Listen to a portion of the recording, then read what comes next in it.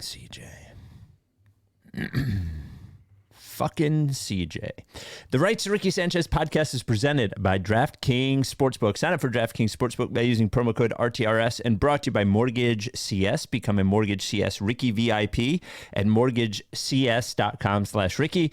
Briggs Auction, the official auction of the process at briggsauction.com, and our friends at Stateside Urban Craft Vodka, the official sponsor of the Corner 3 newsletter with Zoe, statesidevodka.com. On the show today, Embiid out, Melton out, no problem. Sixers can lose anyway, even without those guys, as they look just completely incapable on defense, while Doc Rivers refuses to play the one person who might make them look a little more capable. As well, the Sixers lose some trade assets because they got in trouble for tampering. Mike O'Connor says that firing Doc Rivers won't make that much of a difference. That one's for you, Mike.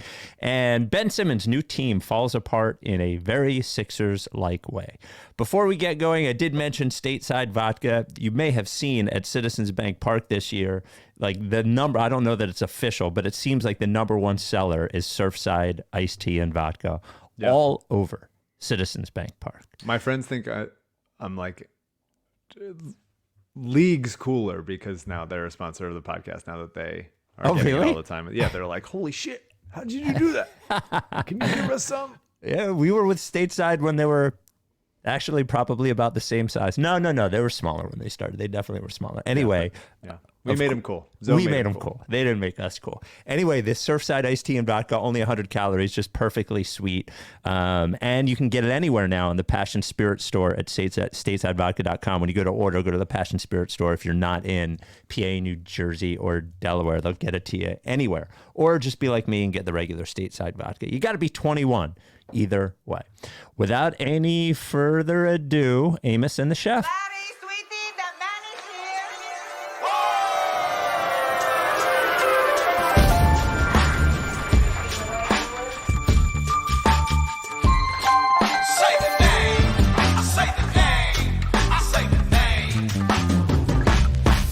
We were right, y'all. We were right. Even when it went wrong, we were right. We was right, y'all. We were right. So say the name. Say the name. We were right, y'all. We were right. Even when it went wrong, we were right. We were right, y'all. We were right. So say the name. Say the name. Say the name.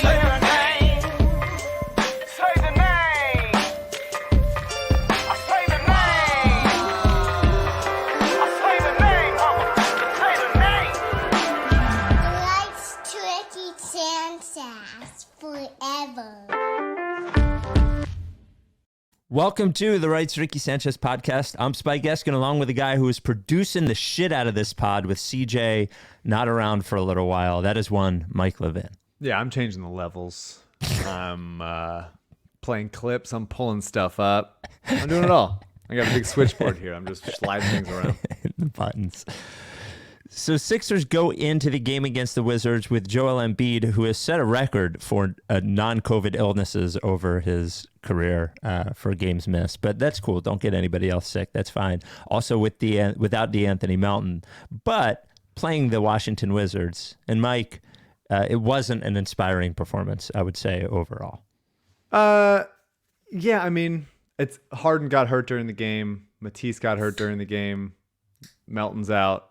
Like, Korkmaz is very buried on several benches. Yeah. Couldn't possibly. He's in Jaden Springer territory right now. Yeah, they just didn't. Okay, I'm just gonna get mad. I'm gonna get mad right off the bat. I was trying to serve you up for that. I know. I was giving. Well, because here's the deal. Like, Embiid out. Yeah. Hard to beat any team twice in a row. Yep. Embiid out, Melton out, Harden hurt. Like, all these things are indicative of, like, they'll probably lose this game. But Doc Rivers simply refuses to play basketball Paul Reed. Do you think it's because of his nickname? I think he might not be aware of his nickname. Okay. Because if he was, then he would allow him to do what his nickname indicates he would do. Play basketball. Right. It's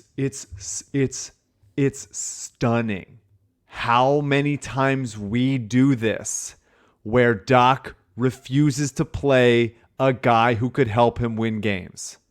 If the Sixers were tanking and they weren't playing Paul Reed, the league should investigate. It is remarkable. They gave up 68 points in the paint to the fucking Wizards. It was like a layup line. Every shot was a layup, easy dunks, easy opportunities. Doc starts PJ Tucker at center, which he shouldn't be doing for that many minutes in the regular season. There's no point to it. He tries a lot of like George Niang, Tobias Harris at center. Shouldn't be doing that unless everyone else is dead. Yeah, unless you have 6 people, unless it's one of those COVID games. Yes. Unless Danny Green is taking 40 shots for your team. And he, at the end of midway through the second quarter, brings B-Ball Paul in. Mm-hmm.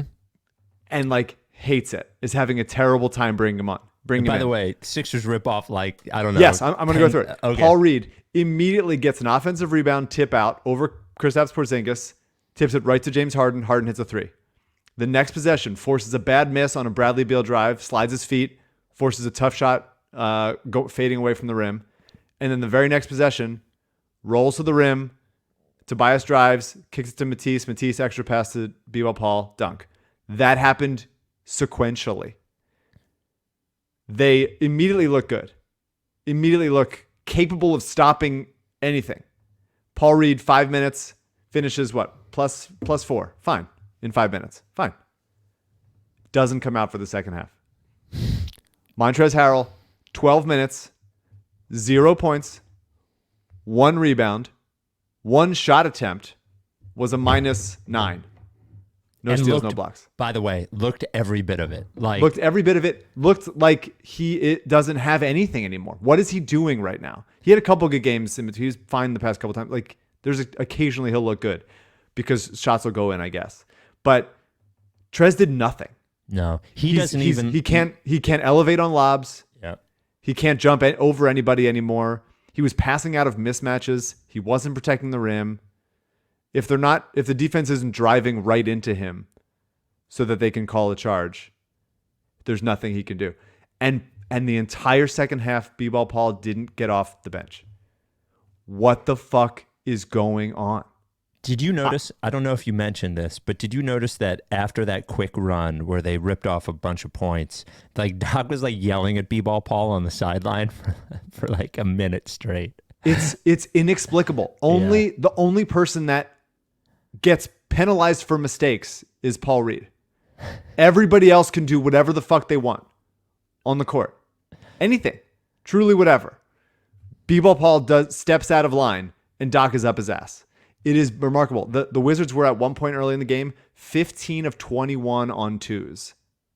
On 2-point shots. 15 of 21. They finished 68-38 paint advantage. And everything looked obvious. Daniel Gafford, Porzingis, just shooting over guys. Layups at the rim, dunks at the rim, shooting over guys. George Niang, God bless his heart, trying, but will not hold up as a small ball 5. They just have his hands up and they shoot over him. Yeah, it's so easy to shoot over him. He can't. That's a 30 seconds on an offensive possession kind of thing. You can't play George sturdy at 5. Yeah, he's sturdy and he's scrappy and he tries. So he can switch onto a big if you have to here and there. But that can't be what's going on. I truly this is Oklahoma City benching Shai Gilgeous-Alexander level stuff going on here. A Colangelo should be sent in by the league to investigate what the fuck Doc Rivers is doing not playing Paul Reed. It is beyond they didn't deserve to win this game because so many guys were hurt and they looked sloppy and they're not communicating in transition again. Any time there's a miss at the rim, near the rim on the offensive end, whether it's Harden or Embiid in other games, Maxey at one point tonight, the other team's going to get an open look. They're not getting back. Harden is tripping over the camera guys and just in pain. And B-Ball Paul is just not in the game. And I don't understand it. Spike, I truly I know I've spent a quarter of my life on this podcast screaming about someone not playing when they should be playing. Yeah. But I do not have any feasible explanation what the fuck is going on. And this isn't a journalistic integrity indicates that Doc should not be allowed to leave the podium until he suitably answers a question about why this is happening, why he continues to do this. I'm losing my mind. How does this keep happening? He doesn't want to win. He must not want to win. He must not want to win. Do you think he is quiet quitting? Maybe Doc Rivers is quiet quitting. I think he just is so certain that B-ball Paul is bad. He has made his decision years ago that there's nothing that he could, no evidence to the contrary. Yeah. The eye test, analytics test, mathematics test, doesn't matter. Anything about it. He doesn't like talking to Paul. He doesn't think he's like I don't know. I have no idea. I have no idea. Spike, I have no idea. It's killing me. They are a horrendous defensive team a lot of the time. They're miscommunicating in the previous Wizards game inexplicably. Two of the best, let's say two of the 20 best defenders in the league, PJ Tucker, D'Anthony Melton, 20, 25 best players in the league defensively. Sure. Miscommunicated on like a regular switch and had an easy dunk at the rim. It's something Doc is doing is causing them to malfunction. And also, he is showing them that he doesn't care about winning basketball games because he's insisting on playing anyone else but B-ball Paul. I just want to make sure. I didn't want to jump in before you were finished. All right. I'm gonna call you in the middle of the night and I'm not gonna be done. I cannot believe it. Someone hold him responsible for this. He hates him. He hates him. Like and Daryl's fault. Yeah. Last thing, Daryl's fault for signing Montrezl Harrell. Yep. Again. 100%. Again. Montrezl Harrell, who's worse than Charles Bassey, a worse defensive player. Well, you have enough ball handlers on this team. I don't think you understand, Mike. We're lucky because if Doc wasn't here, they wouldn't have been able to sign Montrezl Harrell, who's clearly not even an NBA player anymore. Awesome. Yeah. He's a 6'7" center that doesn't defend, that has about a 4-inch vertical now at this point in his career. Great. I have a question for you. I'm going to ask it in 1 second. Hold on. Before that, I was perusing LinkedIn, which I rarely do, maybe once a week. I sign into LinkedIn. And I see something from Ben Stucker, who is the CEO of Mortgage-CS, sponsor of the Ricky, mortgagecs.com/Ricky. And he's standing there with a couple who they helped just close on their house. And he was like, another Rights to Ricky Sanchez couple here. And Mike, I'm looking at these people and they look adult and functional and they just bought a house with Mortgage CS and they're listeners to our podcast. I don't know. Shocks me every time. People are growing up. I have a story later to tell you about someone that is growing up listening to this podcast, and I'm mad about it. All right. I can't wait to hear it. Mortgage CS, we're so proud to have them as a sponsor. Mortgagecs.com/Ricky. They're not a mortgage, what's it called? They're not a lender, they're a broker. So the money doesn't come from them. Their loan goal is to get you the best rate. They will go to all the banks, all the lenders, and find you the best rate. And here's the best part. Or two best parts. The two best parts about Mortgage CS are, one, that they're independent. They are not tied to any of those lenders. So sometimes when you go to a mortgage broker, they have like this secret deal. Well, it's not secret. I guess they have to disclose it somewhere, but they have a deal with one of the banks. So they try to push you sometimes toward one of those banks, even if it's not best for you. That's not how Mortgage CS is. And the second thing is that they are 100% intent on making sure you know everything about the mortgage process. So even if you don't get the loan through them, you should try for a second opinion. Even if you're going with someone else, always check in with Mortgage CS. They want you walking away knowing more about the process of getting a mortgage. It's amazing. Everyone who has gone there that is a Ricky listener has rave reviews. You can get in touch with them at any time. Now, if you got a minute, go to mortgagecs.com/Ricky and set up like a consultation, set up a meeting. But if you need them right away, and during the process, you probably will, you can call or text their CEO, Ben, at any time. 267-391-7425. Right now, you could try right now, 267-391-7425. They're there to help you learn. They're there to get you the best rate, and they're there to make the mortgage process easier and less confusing. Again, go to mortgagecs.com/Ricky, mortgagecs.com/Ricky, or text or call Ben at 267-391-7425. This advertisement is not a commitment to lend or extend credit. Mortgage CS is an equal housing opportunity mortgage broker. All loans are subject to credit approval. Certain restrictions may apply. Company NMLS 1464766. Visit mortgagecs.com/Ricky for more information. All right. What's he doing? I wanted to interrupt the ad. All right. I'm so mad. All right. So, and they're fans of B-Ball Paul. I think Mortgage CS is. So here's my question for you. All our sponsors must be fans of B-Ball Paul. Yes, and they all are. They all are. Come on. They're all in. My question for you is, so Mike O'Connor, he's back with us and writing again. Glad to hear it. Glad to have Mike. We didn't have Mike for a few months, but Mike is back. I'm very excited about it. Mike, I wouldn't say that he's been a Doc defender, but I do think that if we've all skewed negatively, Doc, he's skewed not so negatively, Doc. And he wrote a thing on writesrickysanchez.com today, which was basically like the Sixers' issues are mostly personnel-based, and there's not a scheme issue that he believes that a new coach will solve. So while he's not like, the entire point of the piece is like, look, I'm not backing Doc here, but I'm saying limit your expectations as to what can change with a change of a coach. Do you, in light of your B-Ball Paul meltdown, which was fair, 100% fair, I back your B-Ball Paul meltdown. Do you agree or disagree with MOC in that case? I've never been like a massive coach guy. You know? Now I am. Now as a coach myself, we won again last night. Hit the thing. 5-1 now? 5-1. We got to mic you up. Felt great. Yeah. Big win.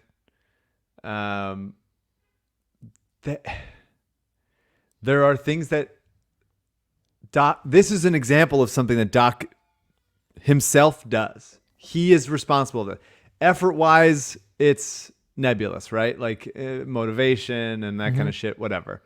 This is an example of something that Doc chooses to do. I want there to be a mutiny. I want the assistants to rise up against him and maybe like tie him up and like throw him over the bench and then just send B-Ball Paul into the game. I don't know. I think it's malfeasance. But like, yeah, there's some personnel issues. I think the personnel issues are more like top end than bottom end, like in the sense that I think the role players on this team are going to hit shots. They're going to miss shots. They're going to contest shots. Sometimes guys they're not like crazy impactful, aside from like Matisse on the defensive end, who it's just nice to see him back there. I want him to keep shooting, and it's nice to see him just like have enough length and quickness and the instincts to poke the ball out all the time. That's like just nice to see. And when he was out of the game tonight, it was very clear that they don't have other people that do that without B-Ball Paul out there and Melton. Yeah, I would say he's had more in the last couple of games that he's played. He's had more positive moments than negative ones. One crazy one where he was doing a little the spinneroonie in the lane. A little spinneroonie that he then threw the ball out of bounds. That was interesting. It was a very Matisse error. Yeah. But I think his handling and finishing is getting like a little bit better. It's low bar, but a little bit. Anyway, we're not gonna do the Matisse thing. No. But I think like as far you look down the roster, it's like these guys are playable guys. Like PJ Tucker's a playable guy. Melton, Niang hits shots. He's been hot lately. Daniel House showed some signs of life tonight as far as like he's sturdy enough on D. He's capable of hitting shots. He's capable of attacking a closeout and either finishing or passing out of it. That's nice to see. Shake had a bad game and his slow release hurts his usefulness because other guys have sped up their release. Tobias is one of them, Niang even more. And so it's helpful. It shows like when the ball gets swung to him and there's a narrow window and you're like, that's got to be a shot. He doesn't take it. So there's some frustrating things, but the top end, as far as role players go, there's going to be 3, 4, even 5 playable role players on this team. for the playoffs. It's the issues that Maxey Harden defensively provide, and that Embiid as a post player, that's, not as mobile defensively or offensively as you would like create a player in 2022 to be. So those issues exist, but I think Doc is not good. Like, I don't think he's good. And the B-ball Paul thing is like the most indicative thing of his stubbornness in the world. And I'm going to kill him. I'm going to lose my mind. It's driving me insane. I cannot do this. I simply cannot do this. How can you watch this game and see what he did and not play him? So like, I agreed in theory with MOC, like how much can a coach do? How much does that really matter? How much encouraging do they do? How much does that matter? Whatever the fuck. If the players like him, then fucking fine, whatever. But like, then the game tonight happened and he sabotaged them. He sabotaged them from winning the game because he refused to play B-ball Paul in the second half, insisted upon playing Trez, who did nothing, and watched George Niang get scored over and over again as the small ball five. It's inexplicable. I would say so. I think he's wrong. Is what I'm saying. I do think he's wrong. Here's what I would say about MOC's thing, and this is my final statement because I also am not a coach guy. Even in my criticisms of Doc Rivers, they've really been mostly surface level. I'm more irritated with him being a dickhead than him being a bad coach. However, I will bring you back, Mike, to when we had Daryl on the pod, and I think my belief is it was when he was on the pod when he was the Rockets president, when it was in the bubble. And I asked him, would you rather have a coach who the players love and is a good motivator, or is a great X's and O's guy? And he said, no questions asked, I'd rather have the great motivator, blah, blah, blah, blah, blah. Of course. I think more the players like than right. motivating or whatever. Yeah. But I would argue that those don't have to be exclusive. Yes, absolutely. But I guess my point with Doc is, Daryl, if I had given you the choice to players really into this guy, really plays hard for him, real great X's and O's guy, or neither one of the three, which one would you pick? Would you pick the guy who the players are not playing hard for and also is not great at X's and O's and great at making decisions? Mm-hmm. Now, if that were an option, I don't think Daryl would have picked it. And I think my problem with Doc Rivers, and I believe there are more personnel issues than you do. I do. Yeah. You do. But still, Doc Rivers is not doing a good enough job as coach, and they should make a change. They should fire him. And I don't say that lightly, but he's going to get paid anyway, so it doesn't matter. He won't have to do anything. It's fine. Better for him. Yeah, he's not going to have to move to like a 1-bedroom apartment. Like, he's going to be fine. No, the thing, he'll just go play golf and live in California. It'll be amazing for him. Yeah. The thing that come live with me. The thing that I keep that I would come back to from a personnel standpoint is there was a very interesting, the first season of the Malcolm Gladwell podcast I thought was really good, Revisionist History. And there's one episode where he talks about strong link sports versus weak link sports, basically like basketball versus soccer. And basketball, you're basically only as good as like your best player. And soccer, you're only as good as your worst player is. So it's important not to have like bad players out there. The way that their defense used to operate is that like they could be strong link, right? They would just depend on Embiid, and Embiid would make up for everything that went wrong. It's not really how they're playing defense anymore, and you can't really, and that ended up killing in the playoffs anyway. So they switch a lot now, but like in that case, like I guess like there's always somebody on the court who teams are going to be able to take advantage of that can't switch. And I would actually argue that, I don't know, 3 of the 5, maybe even 4 of the 5 starters on the team are not particularly switchable defenders. Maxey isn't. Harden isn't really. Tobias is not. PJ Tucker is. And on his best day, Embiid is. I just don't think that's going to fly. Tobias can switch. Oh, my God. Tobias can switch. He's fine. He fell asleep off ball again tonight. Totally, but that's not a switching issue. Right. Yes, but he's still bad. For sure, he's a bad off-ball defender. Yeah, he'll occasionally make a play on ball where he can be strong, he can be sturdy, he can get his hands in there, like for sure. to me, it's not the switching thing. It's the like exploiting the weak link thing or going after a mismatch over and over again. It's just like one little action and somebody's wide open, or they're getting so many opportunities in transition because somebody's not getting back because they're somebody always for a call. screws up. Yeah. Yeah. Or they're finishing at the rim and they miss and they tumble into the stands. And it's just like, I don't know. They're not taking a foul because I guess you can't do take fouls anymore. So that's hurting them. It's just, and they're playing a lot of slow guys still, one of whom is Embiid. Sure. PJ is slow, kinda, because he's just old. Tobias is slow moving. Like, Harden is slow. Maxey is small. Like, and B-Ball Paul is Doc's enemy. Last thing on these games, because I want to get to the draft pick thing. I want to get to the Nets thing. So Maxey scored 31. Yeah, he's the man. 31 tonight. He just abused Porzingis in both games. And I just started, he was using the rim to shield him. He was using his speed. He was just toying with him. I started to feel bad for Porzingis, honestly. I felt bad for like big guy getting like picked on by a little guy.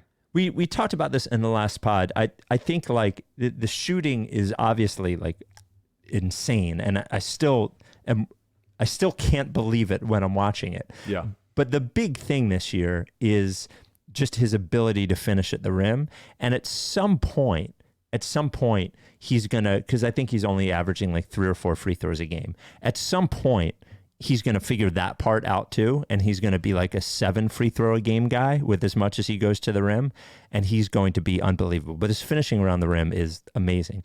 He had eight attempts tonight. 8. There you go. Great. I just wonder, I would love to see it with Embiid in there. It's just like I don't know whether it's having both Harden and Embiid from a slow point that ruins Maxey, but I think what it might be is from like a deferential point. Mm-hmm. And you go back to that quote where Doc Rivers didn't know what democracy meant, but in the preseason when he was talking to Harden saying that it wasn't a democracy, I think what he meant is that there is a pecking order, but I just feel like the pecking order might need to change. Or definitely needs to change, you know? Yeah. Paul Reed is in an authoritarian state. Doc is being a fascist to B-Ball Paul. And it's killing me. And someone should free him. Get him out of there. The Harden stuff, I'm not like a Harden dribbles too much guy, but tonight, like, Harden dribbled too much. Yeah. And I think he might be the most patient player ever with the ball in his hands. But too many times at the end of the clock, it gives it to somebody else. I think sometimes that patience is a virtue, and sometimes it's his detriment because it's just like slow waiting, like hot potato stuff at the end of a shot clock. So many possessions are ending with the shot clock expiring. Like they gotta. It's Kevin Johnson that does the shot clock calling out the 5, 4, 3, 2, 1. Right? I didn't know that. I didn't know that. That's who it used to be at least. He needs a raise. He's been there forever. And just is Kevin Johnson like taking tea every night to like warm up his vocal cords? Because like it's a busy job to be doing that and also like being the team trainer. The patience is good, and I wish that there was a little bit more of a fire in his ass sometimes, and I think that is Maxey, and I would like the percentage wise to just be a little bit more Maxey, a little less Harden. That's just, I agree. How it feels like how it should be at this point. But like, some crazy shots. He's getting by people sometimes. He's finishing sometimes. I think his deceleration is back in a way that it wasn't the last year when he was here. Like he's been good. He's definitely very good. The assists were, he's picking them apart. It's great to see. But I would like him to have to do less. And I think he doesn't have to do as much. I think you want Maxey to run the show a little bit more. He's made a concerted effort, I feel like, in the last 2 games to try to get to the rim more. Yeah. I thought the first quarter against Washington in the first Washington game was probably the best quarter he's played. Mm-hmm. I think he has looked good. I do not think he's looked as good as everyone else has said that he has looked. But I agree with you that, and I'm fine with Maxey taking a little bit of Embiid offense too, and we'll get to it if we get to the mailbag. We got a mailbag question just about Embiid shooting like 6 threes a game or something, and I know he doesn't want to, but I think it's part of it. He totally should. And the Harden had it was a gorgeous, like transcendent hit ahead pass to Tobias in transition tonight, where he faked the pass one way to get the defender to bite on it, and then just threw a 60-foot chest pass, like Patrick Mahomes past the defender, like as if the defender was a cornerback. Like, it was an incredible pass. Tobias ended up getting blocked, but like, he's special in that way. And I wish the team had more utility as like a fast break team, because Harden as like a deep ball passer is incredibly good at it. And I wish they had more gunners to because if you have the other thing is, if you score more in transition, then that means like somebody's back already for us.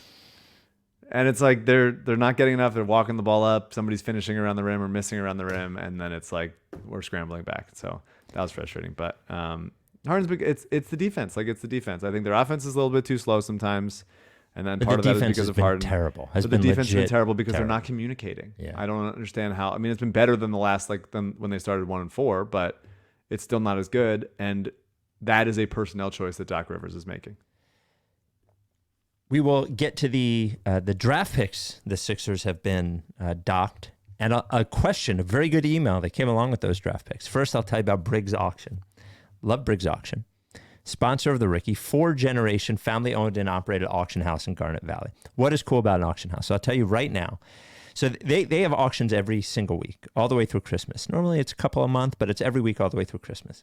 Every week in these auctions, there is something that I find interesting that I want to bid on. Now, it is everything from awesome, sort of furniture that you're never going to find anywhere else, art, there's cars in there sometimes, there's books, all this kind of great stuff. Right now, in the Discovery auction at Briggs, the one that closed on November 4th, 1950 Bowman cards. Now, I remember when I collected cards in my teens, bought my first car with a card. 50 Bowman is a great set. There's 20 different lots of 1950 Bowman cards. There's a Phillies card lot. I think there's a Robin Roberts in the 50 Bowman set right there. Just so much cool shit in Briggs Auction. They also have an actual pennant from the 1980 Phillies from 1980 in the current Briggs Auction. I'm telling you, the cool thing too, it's all broken down by category. So you go in, look for what you want to look for. Go to briggsauction.com or just download the app, the Briggs Auction app, which is in the App Store or Google Play. I got to pick up my stuff from Briggs Auction that I had won at Bark in the Park. Very, very excited for all of my weird 1960s poster and weird art that I was able to get from Briggs. I'm telling you, there's lots of cool shit there. Check it out, briggsauction.com, briggsauction.com. And if you have an estate sale you want to do, you want to downsize, you think you might have some stuff that is worth auctioning, send an email. info@briggsauction.com. Steve will get back to you. That's info@briggsauction.com. Once again, briggsauction.com. All right. 2 tweets I have for you, Mike. The first came from Kyle Neubeck on Halloween. The Sixers have been docked a second-round pick in 2023 and a second-round pick in 2024 as a result of the league's tampering investigation. Then a follow-up from Sixers Adam. Oh, no, that's the wrong quote from Sixers Adam. The one I had from Sixers Adam was from a league source saying that they did not find anything in terms of Harden himself. That was worth punishing. That he took less money or they talked to him before they could talk to him, but it was all because of Daniel House and PJ Tucker. So now, Mike, do you think there's a class at sports business school that calls like how to conduct a sham investigation? I think how to pretend you're taking something seriously that doesn't matter and everybody else is doing it, and make it look like you're doing your due diligence and make sure you have findings. Can I say be giving those classes out all the time. I gotta say the Sixers should be less dumb in getting these things done. But everybody did that. Everybody did. But this is I've never seen 2 second-round picks for talking. This is the biggest punishment ever handed out in one of these things, 2 second-round picks. And by the way, it's for a guy who might not even be playable in Daniel House.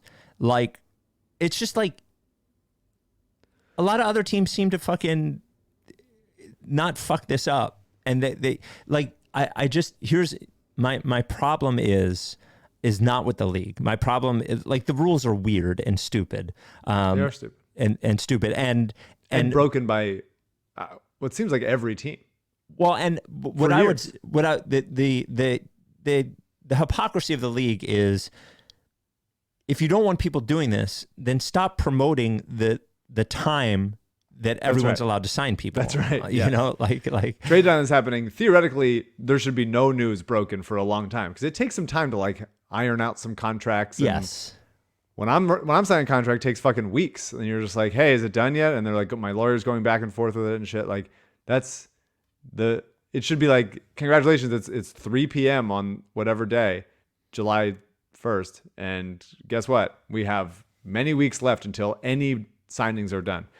But it's all fucking pretend, and then this like deciding when to like, we're really gonna take a hard look at this. It's like, just go fuck yourselves. Well, just shut the fuck up. But we should be less dumb. I think I don't disagree that they were flaunting a little bit, but so is everybody else. Any announcement that gets broken at on whatever time it is, midnight at what used to be 3 p.m. on the dot, is flaunting it. Yeah, I just think that we really flaunted it, and I think that's probably. But the bigger problem now, they'd probably fucking sell the picks anyway. Save me the time. Let me be pissed off about it now than like get my hopes up that like they're gonna draft a guy that they'll play and then give up on him 2 years later, and then he goes and is good somewhere else. We got an email. A veteran who's just gonna die on the court. We got an email from Jacob. Then the subject line was, "The Sixers are doomed." It came in the wake of this. Hey, Spike and Mike.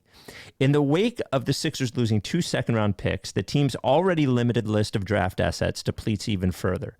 The Sixers cannot trade a first-round pick until 2029, which is a risky proposition for a team with such a short championship window. And now they have 1 second between now and 2025.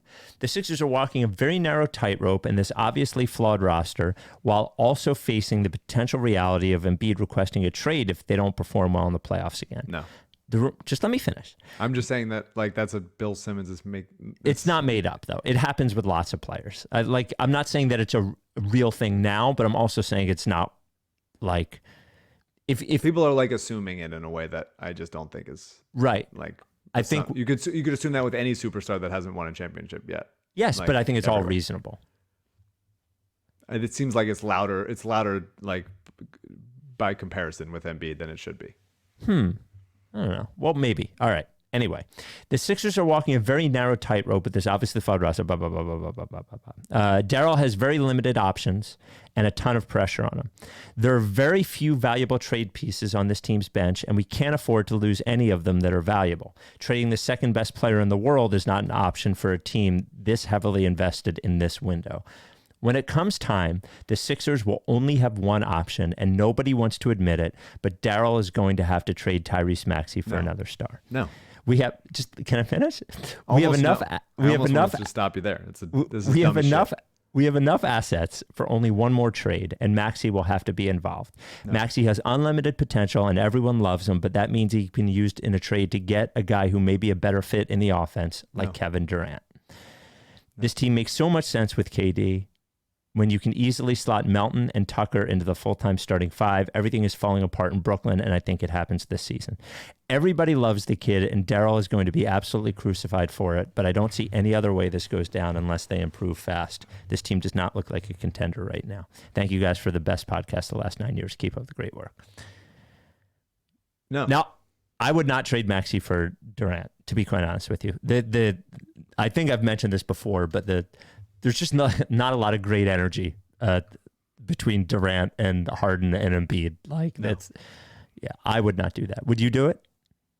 I mean, the contracts don't line up. You'd have to figure out. But you throw Harris in. Maxey and Tobias for KD. No, Maxey, Tobias, and the 2029 number 1. No, I wouldn't do it. Maxey's great and cost controlled and loves to be here.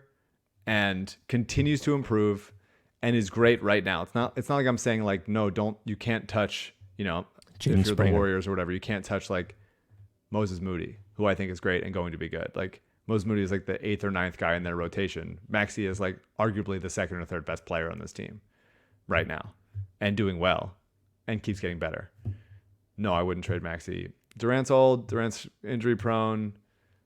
Him and Harden were just teammates, and Harden asked for a trade. Like, it's just like it's too messy and too weird. And it's not like the Sixers are one piece away. They'll be slower than I don't think so. I just don't think so. I just think like that shuts their window so short. I just don't want to watch that. Like, I don't want to cheer for that. I'm just like, I'm over it. I love Maxey, and it's okay to just love Maxey and not say you need to trade him. They're not like one.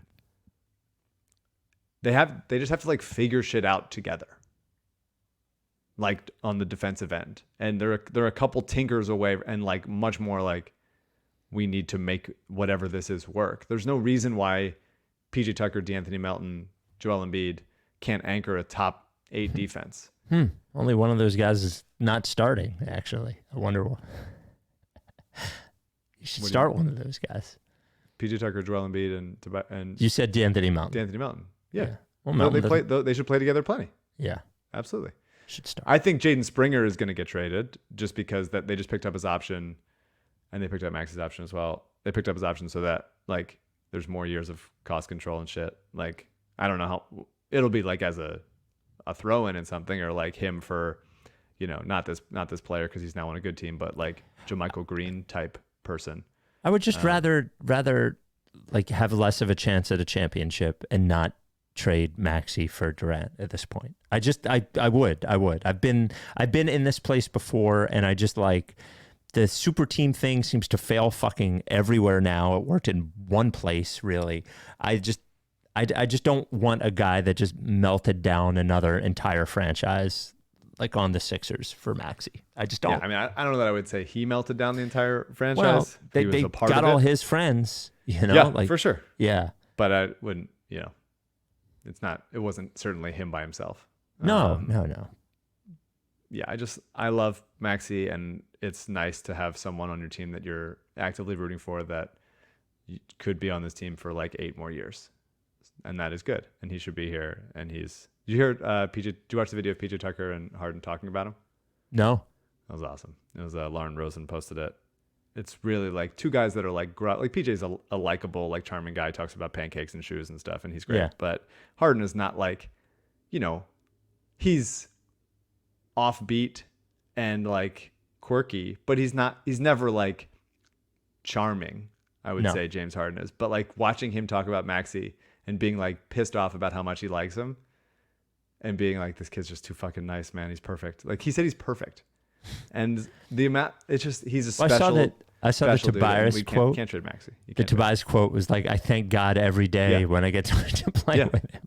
You can't trade that guy. You cannot do it. So fire the coach. If they trade Maxey before they fire the coach, I'm going to light myself on fire. On the podcast, live. What do you think, before we get to the final part of the pod, what do you think the odds are that Daryl will trade Maxey at any point? I will. I'll kill him. No, 0. You cannot do it. He's too good. He's too cost controlled. Absolutely not. The idea that like they're one Maxey trade away from Embiid, like not asking for a trade, I would say that absolutely elevates the risk of Embiid going like, what the fuck am I here for? If Durant gets hurt and whatever, they're too old, they're too slow. Durant's amazing. He's still at his peak, probably capable of being the best player in the league. But no, I don't want to be like the Nets with Embiid. Maxey and Embiid are like the guys. They're the guys that you're here for. And there's something to be said for that level of like joy continuity. Okay, Vegas Mike. Bring in Vegas Mike. No, I have to shake off how mad I am. Yeah, shake off Coach Mike. Smooth Vegas Mike needs to come in. Vegas Mike, what would you say the Eagles at DraftKings Sportsbook right now? What would you say the Eagles Super Bowl odds are right now? Oh, interesting. I will give you. Super Bowl odds. Do you want me to give you the favorite? I would say the favorite is probably the Bills at what, 450? 225. Whew. Yes. I will tell you that the Eagles are second. They're second. They are now second. They were tied for second for a while. They were third for a while as the Bills and the Chiefs were tied. Give me 550 Eagles. 500 plus 500. And finally, Vegas Mike, the NFL, what's it called? MVP odds. Josh Allen is the favorite at plus 120. Wow. I would not bet on that. I would not bet on it either. What is Jalen Hurts? I would say second. He is. Just ahead of Patrick Mahomes. Give me plus 310. Plus 350. It's a good week for Vegas Mike. Pretty good week for Vegas Mike. Pretty good. DraftKings Sportsbook is an official sports betting partner of the NFL. If you're a new customer, use code RTRS, bet $5 on any NFL team to win, get $200 in free bets. And in addition to the usual bets, everyone can boost their winnings with the DraftKings stepped up same game parlay. You can do that once per game day all season long. Download the DraftKings Sportsbook app now. Use promo code RTRS. Get $200 in free bets if your team wins when you place a $5 bet on any football team or any football game. Just go to RTRS at DraftKings Sportsbook, an official sports betting partner of the NFL. Minimum age and eligibility restrictions apply. See show notes for details. As we were before we recorded, about hour and a half before we recorded, the Nets and the Anti-Defamation League and Kyrie Irving announced a word salad joint statement saying that the Nets and Kyrie Irving would each be donating $500,000 to causes. The Nets have had quite a week. They fire Steve Nash. Hard to believe that happened after their best player demanded he be fired in the offseason. Yeah, you got to bring that into the season. You really want it. Yeah. We think that we can make this work and then bail very quickly. Kyrie Irving embroiled in a anti-Semitic controversy. Ben Simmons. Very cool of him. Yeah, Ben Simmons, the mystery injury has arrived, and a knee soreness has caused him to miss the last 2 games. Not going to the basket, not finishing around the rim. Shying away from contact. Interesting. Correct. And now the Nets look to be focusing on Ime Udoka, who has a still vague, very vague problem with the Celtics, that vague enough for them to suspend him for a year, not vague enough for them to fire him. Yeah. But also, and I would imagine this is because they were threatening to sue the team. Like, them just letting him go to another team is strange. Very strange. The Nets, a stress-free hiring. Because look, when you make it to the championship on like a magical run, when you're the best team in the league for the second half of the season, like, you're just dying to fire your coach any way you can. First season on the job, gets to the championship, and you're just like, let's just be glib about this and get rid of him. Probably nothing. And the Nets being like, we'll jump right in. We'll jump right into that.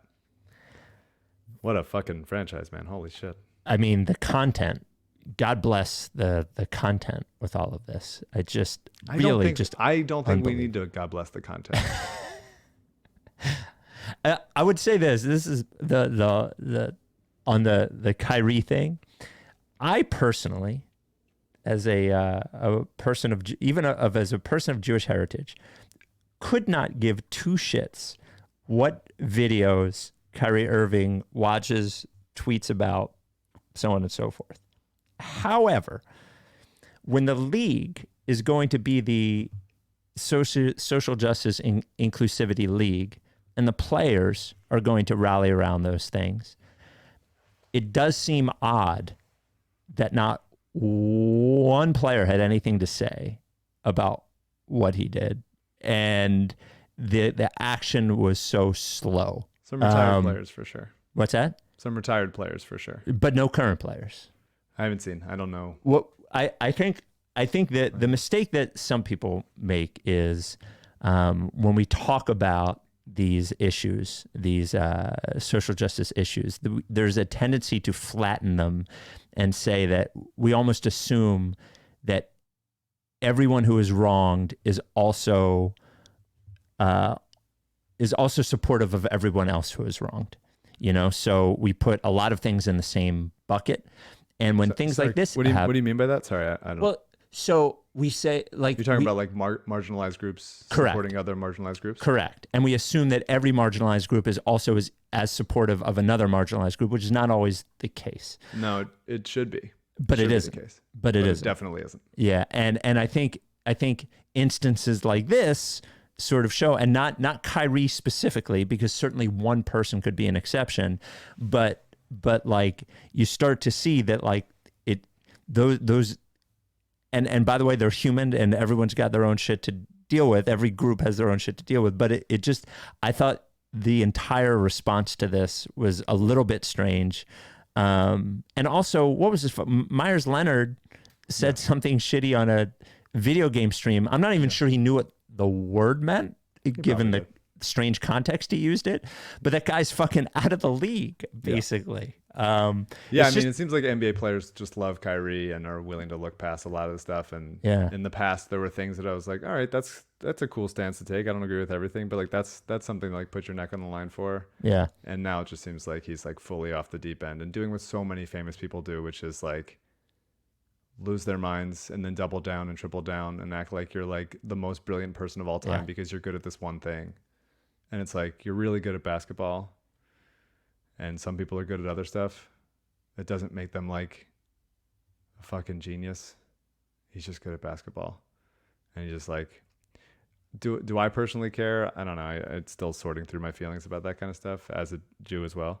But like, obviously, like anti-Semitic shit is very on the rise. And it is such a like, you know, when Jews are getting targeted, it's like a canary in the coal mine for like worse things to come. We're, you know, always out there, like, it's like, all right, here they come for us. Here we go. Like, it's not like, and things are cool after that and everything's good. It's just like, and to not apologize in the public apology. No, not at all. He said not everything in the movie was true. Great. I'm sure you watched. Bomani Jones talked about it, and it's like that movie was a 3-hour, 29-minute movie. Do you think Kyrie watched all of it? Kyrie didn't watch, and you know what I wish he would have said, because this would have been probably the truth, because this was the first 48 hours of the news cycle, is everybody was talking about it, and nobody had watched it. Nobody. I wish Kyrie had just said, I didn't watch this shit.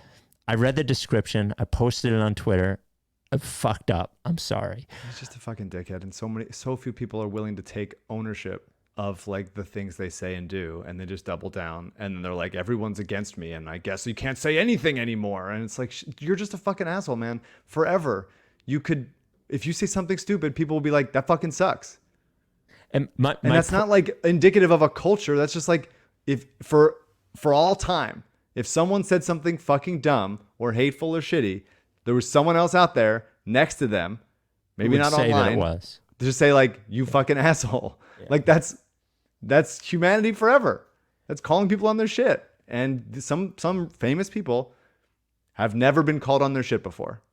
And then they just double down, and they're just like, you know, fucking assholes, man. Just just don't be such a dick. Oh my God. My point, and by the way, my point about not caring is like, I just generally with all these guys, it's nice when they're good, but I don't look to or expect them to be anything else. Of course, but it's obviously inflaming other stuff. And like giving people permission to be fucking hateful and abusive and stuff. And it's just like, there should be more solidarity among marginalized groups, and there isn't. And that's what they're trying.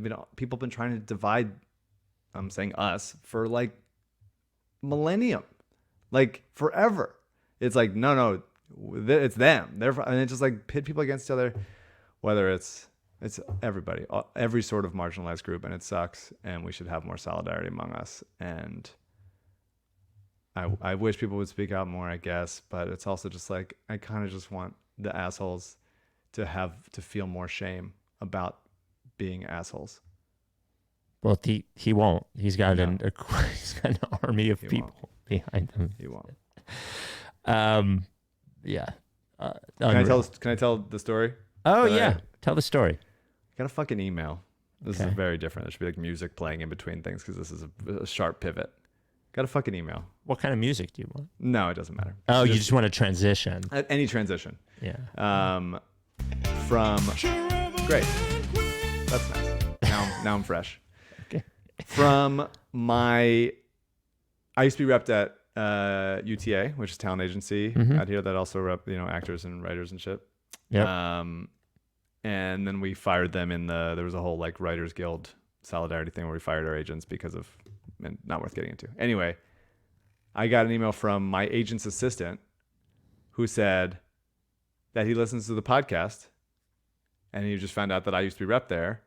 And he's been listening to this podcast since middle school. Ah, there you go. And what is he, like 23 now? He must or be so- like 21 or 22. Yeah. Since middle school. And now he works for my former agent. And it's just like, what have we been doing for this long? I don't feel like I'm that different from like 8 years ago, whatever, 9 years ago. And now people that were literal children Yes. are like handling my shit that were listening to the podcast now. It's just like, that's a real punch in the gut.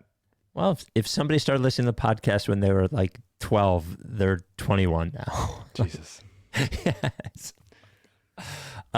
We'll give you one. You know what? We'll wrap it up. We're gonna have a couple of guest hosts. Oh, yeah. For you. You won't I'm be gone here for for a a week. while. Yeah, for a week. I'll be in Memphis. I might try to catch Grizzlies Celtics Monday night if I can. We're shooting our episode of Young Rock season 3, which shoots in Memphis. You're gonna be off for 2 pods, I think. Yes. 2 Amos pods. Amos will be in for one of them. Great. Love Amos. I don't have the other one locked down yet, but Amos will be in for one of them. So great to have Amos. Amos has a new. If you have Tommy on, I'll kill you. Tommy. If you have Tommy on without me. Tommy Alter? Yeah. No, I'm pretty sure that guy probably hates me. Or hates Probably both right. of us. Like he But takes the it personally. meanest thing he could do to me would be come on the podcast without you. without me there. I wouldn't do that. I wouldn't do that. That would be one of those interviews I would just want to like sit back and watch. Yeah. So, Yeah. And I'd be nice. Yeah, I know And you if he would. wants to come on, I would love to know what he does, how he got there, what his role is. I'm sure he'll love that. Yeah, I'm sure people yeah. love answering what they're worth. Is Yep. very Yeah, what do you even fair do? questions only. I don't know what I do. He could turn it around pretty easily on me. God. God, Paul just so Reed, you- man. I'm looking at the box score and getting mad again. 5 minutes, Yep. +4. plus 4 in 5 minutes, and just Montrezl Harrell running like little jogs out there, banging around, falling down, I'll leave you with and this. doing it. The Wizards have a better record than the Sixers after that game. That's fine. I mean, they're 4-4. This is a game that they could have lost. It's fine to lose this game. 4-5. There's weirdness going on around the league. It's okay. I'm not worried about it generally. But as far as like, if Doc is not willing to play B-ball Paul when the evidence in every mode, this isn't like an analytics thing. I've already, whatever. We can wrap it up. Mike, I'm just letting you know that I know this is on the pod, but when I'm playing the after you say the thing and I play like the song, you can just sign off. You don't have to stick around for the end of the song. Just so you know. I just need it in the recording, just so you're aware. Okay. I'll right. say bye to you now then. Okay. Are you down with TTP? Yeah. You know, lick face. Oh, it's not even working. Great. Motherfucker. Great. Well, there it is. This is what happens when you don't have fucking CJ. All right. CJ. We'll see you next time. Goodbye. Bye.